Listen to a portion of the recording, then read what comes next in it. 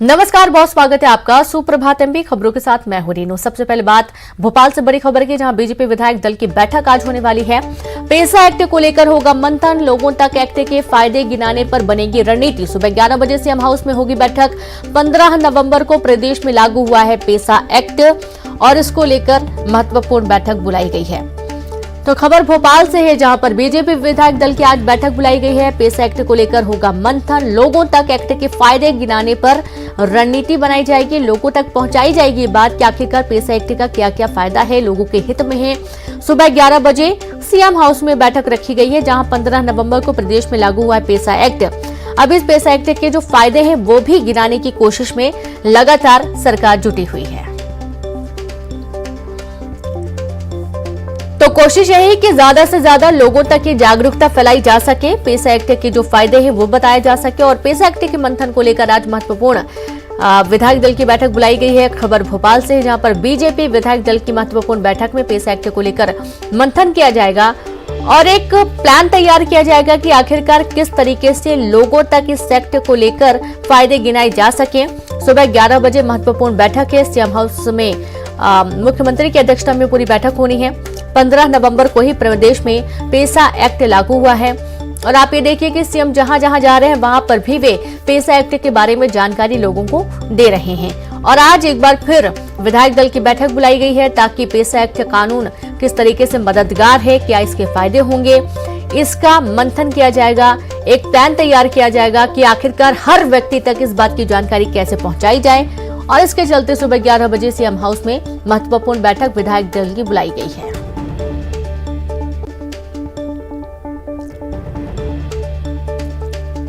तो सीएम जहां जहां पहुंच रहे हैं वहां भी सभाओं में वे पैसा एक्ट की जानकारी दे रहे हैं।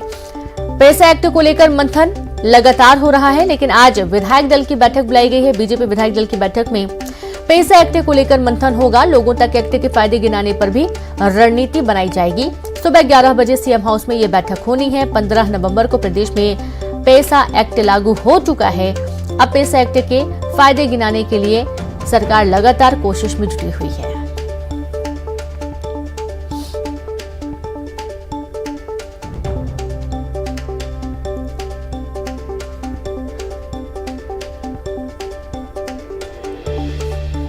और संवाददाता शैलेंद्र भदौरिया लाइव जुड़ गए हैं। शैलेंद्र, पैसा एक्ट किस तरीके से फायदेमंद है, क्या इसकी जरूरत है? लगातार इसके फायदे तो गिनाते आ रहे हैं सीएम, और आज इस संबंधित महत्वपूर्ण बैठक बुलाई गई है बीजेपी विधायक दल की।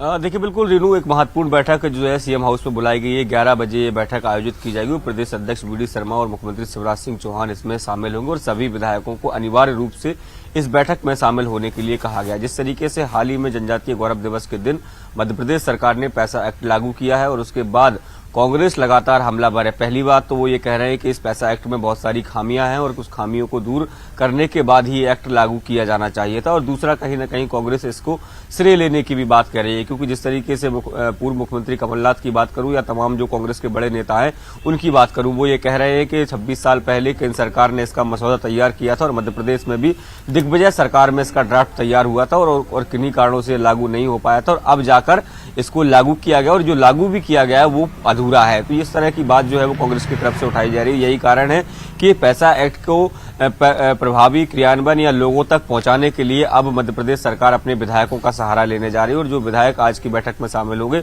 उनको बताया जाएगा किस तरीके से पैसा एक्ट जो है आदिवासी समुदाय के लिए आवश्यक है, किस तरह से उनको अधिकार मिलेंगे, चाहे जमीनों को लेकर हो या फिर वाद विवाद को लेकर, जिस तरीके से ग्राम सभाओं को जो अधिकार दिए गए वो किस तरीके से रहेगा। और एक बात और है, क्योंकि कहीं न कहीं जो सामान्य वर्ग के लोग हैं या दूसरे वर्ग के लोग हैं उनको ये लग रहा है कि कहीं उनके अधिकारों का हनन तो नहीं होगा, अगर क्योंकि ग्राम पंचायतों पर अधिकार दिए जाते हैं और वह आदिवासी समुदाय की समस्या वहां सुलझाते हैं, तो ऐसे में उनको कोई समस्या ना हो। क्योंकि खुद मुख्यमंत्री शिवराज सिंह चौहान भी ये मंच से बात कह चुके हैं कि पैसा एक्ट के माध्यम से आदिवासियों के अधिकार जो है वो और सशक्त होंगे, लेकिन किसी अन्य समाज के अधिकारों का हनन इसमें नहीं होगा। इसके साथ ही इस बैठक में एक महत्वपूर्ण विषय ये भी हो सकता है कि मध्य प्रदेश में जिस तरीके से राहुल गांधी की भारत जोड़ो यात्रा पहुंच रही है और कांग्रेस जिस तरीके से पूरे प्रदेश में इसकी तैयारियों में जुटी है और वो दावा कर रही है कि बड़ी यात्रा है और कहीं ना कहीं 2023 के लिहाज से एक मील का पत्थर कांग्रेस के लिए साबित होगी। और इस यात्रा को कैसे डिफेंड करना है, किस तरीके से लोगों के बीच में जाना है ताकि राहुल गांधी की यात्रा जो है वो छाप ना छोड़ सके। इसके साथ ही दिसंबर महीने में शीतकालीन सत्र जो है वो प्रस्तावित किया गया है। हालांकि अभी आधिकारिक तौर पर इसकी घोषणा नहीं हुई है, लेकिन राज्यपाल के पास ये प्रस्ताव भेजा गया है कि शीतकालीन सत्र लागू होना है, चल रहा है। तो ऐसे में उस सत्र में किस तरीके से क्या भाजपा के बिंदु होंगे, क्या क्या मुद्दे जो है वो कांग्रेस उठा सकती है, इस सब को लेकर आज सभा में 11 बजे से चर्चाओं का दौर शुरू होगा। जी बिल्कुल, बहुत शुक्रिया आपका शैलेंद्र तमाम जानकारी के लिए। तो ये तमाम बिंदु हैं जिसको लेकर आज मंथन किया जाना है। अगली खबर, संघ प्रमुख मोहन भागवत जबलपुर के दौरे पर है। मोहन भागवत आज प्रबुद्ध जनों की गोष्ठी को संबोधित करेंगे। मानस भवन में शाम 6 बजे कार्यक्रम का आयोजन होगा। 20 नवंबर को भागवत संघ MLB ग्राउंड में आयोजित कुटुंब प्रबोधन कार्यक्रम में शामिल होंगे और अपने 4 दिवसीय प्रवास के दौरान सर संघ चालक कार्यकर्ताओं से शाखा कार्य, सेवा कार्य, पर्यावरण संरक्षण, सामाजिक समरसता, महिला सशक्तिकरण, कृषि और श्रमिक कल्याण जैसे विषयों पर चर्चा कर रहे हैं।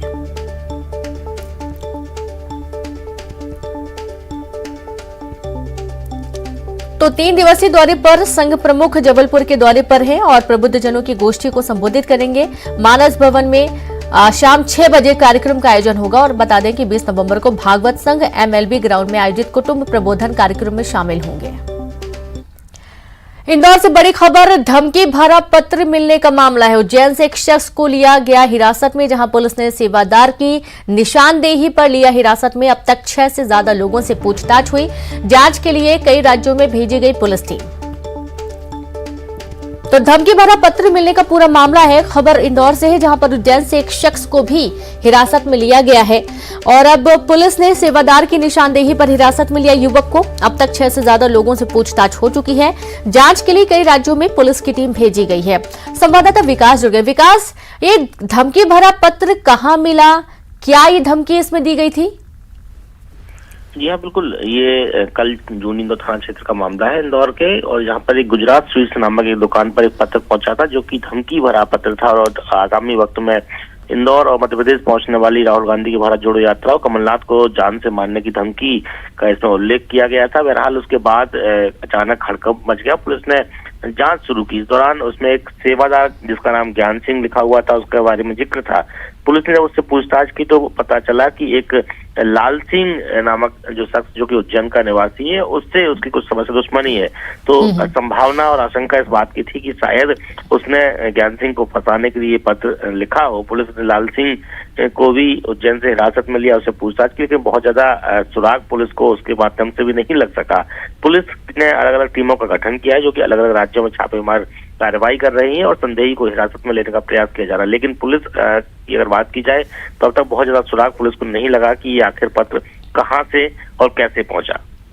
जी बिल्कुल, बहुत शुक्रिया आपका जानकारी के लिए विकास। तो आप ये देखिए कि अभी तक ये क्लियर नहीं हो पाया कि पत्र कहां से आया है और किसने भेजा। हालांकि संदिग्ध लोगों से पूछताछ की जा रही है। आशा उषा कार्यकर्ताओं की 14 नवंबर से शुरू हुई हड़ताल जारी है और हरदा में आशा कार्यकर्ताओं ने हड़ताल के 5वें दिन 1 दिन की भूख हड़ताल किया। मंडला में देर रात तक हड़ताली कर्मचारियों की भूख हड़ताल जारी रही। इन लोगों का दावा है कि गांवों में प्रसूति सहित कई सभी कार्य प्रभावित हो रहे हैं। 6 मांगों को लेकर प्रदेश के 84,000 से ज्यादा आशा कार्यकर्ताएं लगातार धरने पर बैठी हैं।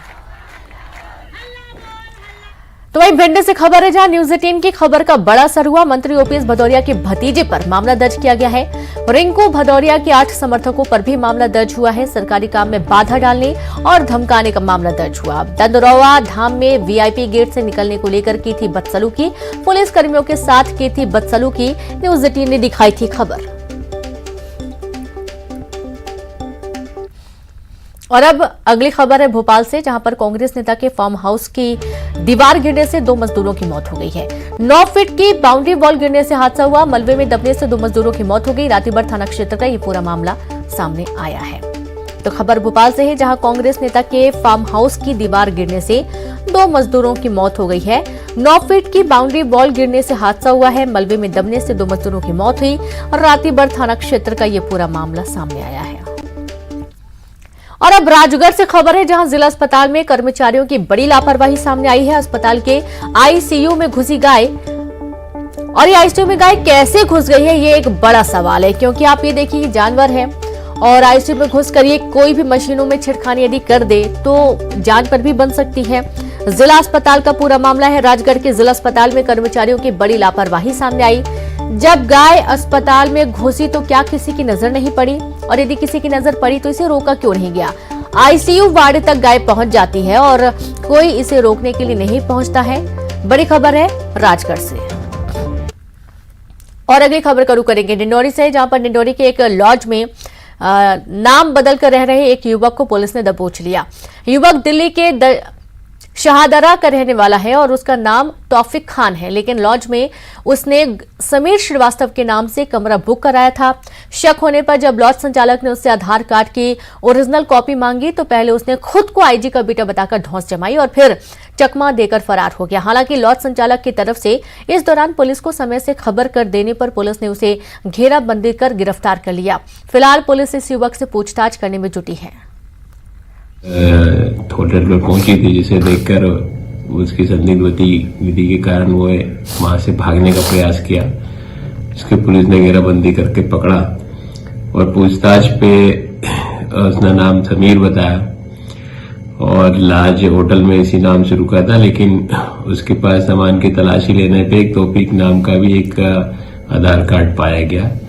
पुलिस दोनों आधार कार्डों के संबंध में पूरी वस्तुस्थिति की जांच कर रही है और युवक की गतिविधियां संदिग्ध है और यहाँ पे किस कारण से आया है, क्यों आया है, इन सब के बारे में पुलिस से गिरफ्तारी करके और विवेचना पूछताछ कर रही है। उसके खिलाफ 420 आईपीसी के अंतर्गत 67 अन्य धाराएं लगाकर कार्रवाई की जा रही है। हमारे बड़े ब्रदर जो है अभिषेक शर्मा, उनको थोड़ा डाउट हुआ तो उनने अपने स्टाफ को बोला कि इसकी डिटेल्स वगैरह निकालो, पूरी आइडेंटिटी वगैरह इसकी चेक की और उससे जब पूछा गया कि भैया तुम कहाँ हो, कैसे हो, उसी बीच हमने थाने में इत्तला भी कर दी कि हमको ये व्यक्ति संदिग्ध लग रहा है, तो आप आके एक बार इसकी जांच पड़ताल कर लीजिए और जो भी इसमें उचित कार्रवाई उसको आप करवाइए।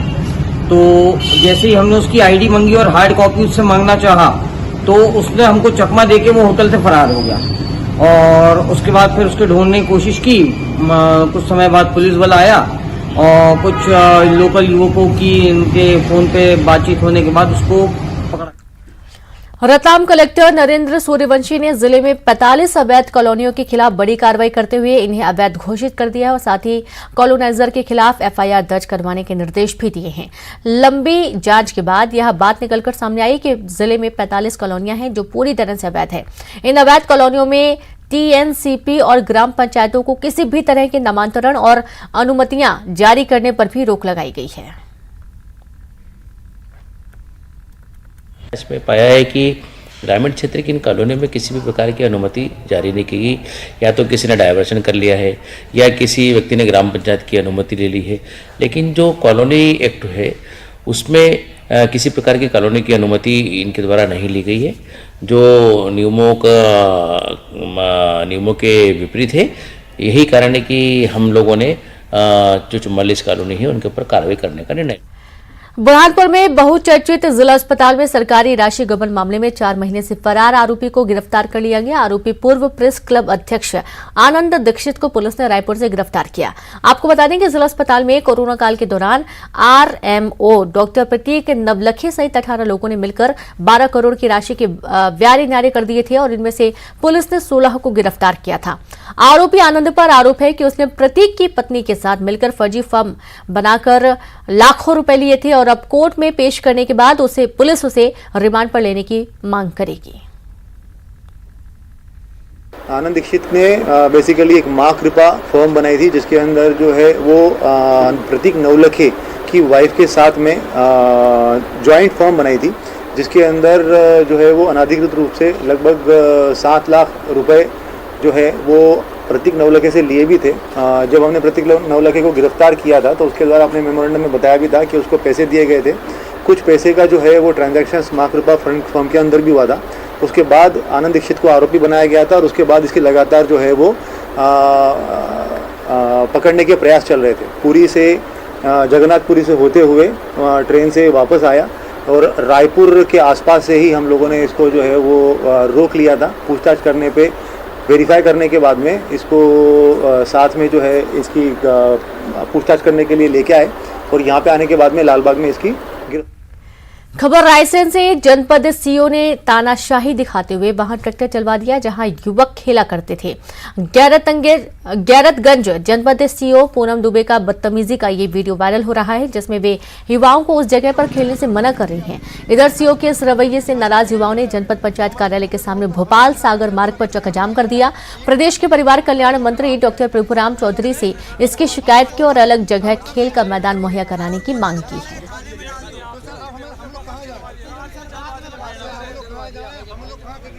सर, हमारी सबसे बड़ी समस्या ये है कि नगर में खेल का कोई मैदान नहीं है। हमने कल मंत्री जी को आवेदन दिया कि सर हमें ग्राउंड की व्यवस्था की जाए, तो जब तक ग्राउंड की व्यवस्था नहीं हो रही इस ग्राउंड में खेलने की हमें अनुमति दी जाए। मात्र एक ग्राउंड है जहाँ पर बच्चे और बुजुर्ग आते हैं और यहाँ पर खेल के साथ दूसरी गतिविधियाँ भी होती हैं, लेकिन कल जनपद की सीओ द्वारा इस ग्राउंड को खुदवा दिया गया, उसे क्षतिग्रस्त कर दिया गया, जिससे हम लोग के पास खेलने के लिए अब कोई ग्राउंड बचा हुआ नहीं है। तो हमारी मांग सर यही है कि हमें जल्द से जल्द ग्राउंड को उपलब्ध कराया जाए और जब तक नया ग्राउंड हम लोगों को नहीं मिलता तो इसी ग्राउंड को सही करवा कर हम लोगों के लिए खेलने के लिए उपयोग। जबलपुर लोकायुक्त ने कटनी के आरटीओ कार्यालय में दबिश देकर बाबू समेत 2 प्राइवेट कर्मचारियों को रिश्वत लेते हुए रंगे हाथों गिरफ्तार किया है। रिश्वत की मांग नए वाहनों के रजिस्ट्रेशन कागज अवेलेबल कराने के लिए की गई थी और इन्होंने शिकायतकर्ता से 96,000 रुपए की रिश्वत की मांग की थी, जिसकी शिकायत जबलपुर लोकायुक्त में फरियादी शैलेंद्र द्विवेदी ने की थी। तो इन्होंने टोटल नवीन रजिस्ट्रेशन के एवज में 96,000 रुपये मांग की गई थी। आज हमने इनके कहने पे सुखेन तिवारी द्वारा रिश्वत की राशि लेकर अपने साथी रावेन सिंह को दे दी थी, जो हमने उसके हाथ से रंगे हाथों जब्ती की है और कार्रवाई जारी है। सर, पहली किस्त रही है दूसरी किस्त? ये टोटल राशि थी 96,000 रुपये कुछ हो रही थी, तो 96,000 रुपये लेते हुए हमने पकड़ा है। कार्रवाई तीनों के विरुद्ध कार्रवाई जारी है। नाम क्या है तीनों के? जितेंद्र सिंह बघेल, रावेंद्र सिंह और सुकेन तिवारी। ये किस पोस्ट पर है दोनों? ये दोनों प्राइवेट व्यक्ति हैं। जितेंद्र सिंह यहाँ के यूडीसी हैं। सेशन के लिए आवेदन किया गया था। कुछ एजेंसियों के अधिकृत प्रतिनिधि हूँ मैं और यहाँ पर रजिस्ट्रेशन के लिए पेपर अप्लाई किया था, तो वहाँ पर जो है पैसे की डिमांड की गई थी। कितने की मांग की? लगभग 1 लाख रुपए की डिमांड की गई थी। आज कितना लेके आपने आया था? 96,000 रुपये। किसको दे रहे थे?